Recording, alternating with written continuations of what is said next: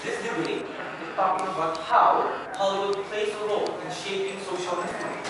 That's why it's not about what was our intention, but what is the effect of that movie towards the overall livelihood of the minority community in society right now. So CEO, in that regard, should be out of this debate. Ladies and gentlemen, first of all, let me remind you that this debate should not follow the framework set by the opening. Because opening talks about how there are rhetorics that can come out of the movie. Gita's statement stating that we need to acknowledge our weakness was pointed out by IE as a rhetoric. But that pointing out of rhetoric is pointed out as a rhetoric as well. You remember that, right? What does that mean? If this debate follows that framework, it will only be a debate upon which one is the rhetoric, and that is not productive. That is not the role of Hollywood. Right now, ladies and gentlemen, the exclusive role of the Hollywood that Gabriel pointed out into this debate should be talking about giving people opportunities and recognizing people's talent in order to give them better acknowledgement regarding what they're capable of doing. That is something that we can practically analyze in today's debate. Unlike what is because as a rhetoric, because everything is a rhetoric, what everyone says in this debate is rhetoric, you cannot create a possible judgment in that regard. So when we're talking about, before I proceed to analyzing that exclusive role, allow me to first point out the flaws coming from opening opposition. Calvin tried to tone down the value of white savior narrative. They say, it's about friends. It's not always about having money or having power. But Gita wants to portray the reality. In reality, having a white friend do not change the system, right? It does not change anything. So they have to concede that that white savior narrative must be of a white member of community that is able to change that system. We are not talking about high school musical in which there is that one black guy and one white guy becoming friends. We're talking about films like Avatar in which that white guy became different because they're able to change that system. No, thank you. That's why I argue to you that that is inconsistent.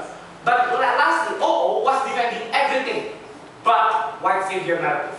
Why? They argue there's a bad portrait of black people in the media. That's a justification to portray black people in a positive light, not white savior narrative. Second, they argue to you that there is a bad portrait because white people becomes bad due to their privilege. That is a justification to portray white people as an antagonist, not white savior. So their two arguments are defending other things other than emotion that are supposed to be defended. Shying away from that burden is shying away from the core of this debate. No, thank you. Let's talk about the exclusive role of Hollywood, ladies and gentlemen. We argue to you that it's important for Hollywood to recognize what they can change, in which they're changing how people recognize artists instead of making discussion. That is secondary to this debate because Hollywood could not control social movement discussion. Hollywood could not control NGOs' perception, but Hollywood can control which one can be given opportunity to have more of their stories be heard and gain profit out of it. For example, you have to understand that apparently only the white capitalist people in Hollywood are capable of making a story of a black individual to become a successful box office, right? So the most proper compensation in that regard is to give most benefit and most spotlight to the people to whom the story belongs to and relate to the most. We argue to you that the white savior narrative did not do that because at least so far as we portray black people struggle, most of the profit, most of the spotlight, and most of the opportunity is still being given to the main character, which is the white savior, and it does not speak on behalf of who actually can benefit or should benefit from that story, and that is against what Oscar is trying to do in the recent case, because currently Oscar is facing a lot of backlash due to the whitewashing happening Hollywood in Oscar, because film industry do not give opportunity towards black people in a lot of movies. There are also acquisition of wage gap between genders. We are trying to show that we are giving more opportunities for people to have their story heard and for people to have their story represented in the way they want it to be. CEO could not accuse us of only providing one example if their only example is Lupita Nyong'o. Why? Number one, because Lupita Nyong'o is only one story, which still means that a lot of black people are not appreciated. Number two, we also don't like the fact that in each movie, a lot of white people are still being credited even more. They can also be an example of Farah because Farah is white, right?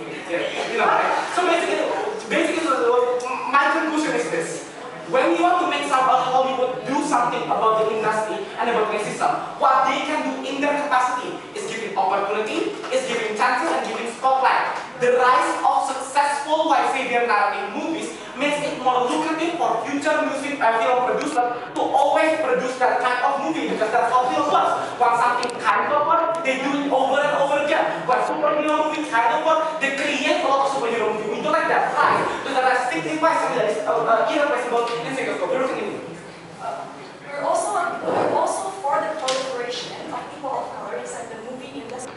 But they excel because these movies are successful. If they use the narrative also in very shitty movies, this one will excel anyway. So defend the narrative and not other cultures that are not actually. No. What I'm trying to say is that when you want to empower that movie, you have to tell it so that in a way that makes black people feel empowered, not seeing the historical class of it, but make sure they're empowered in real life in a meaningful manner. It's something that did not engage in this debate, ladies and gentlemen. But lastly, we also engage in that situation of the movement, which is white people as spearhead, ladies and gentlemen. Why is that harmful? Because when you make it as if the successful movement are all of those movements who are led by white people, that is in contrast with the ongoing movement led by black in real life, which is not successful, for example. But that's a totally different context, because when you're talking about real life movement, those movements never truly end, because there's also development of social issues. But when you compare it with a 2-hour movie that is supposedly have a happy ending, and somehow it is led by white, it creates more spotlight that says that a lot of white people are suddenly becoming the spearhead of the black movement, and those people will get the spotlight, get the airtime to speak about that issue.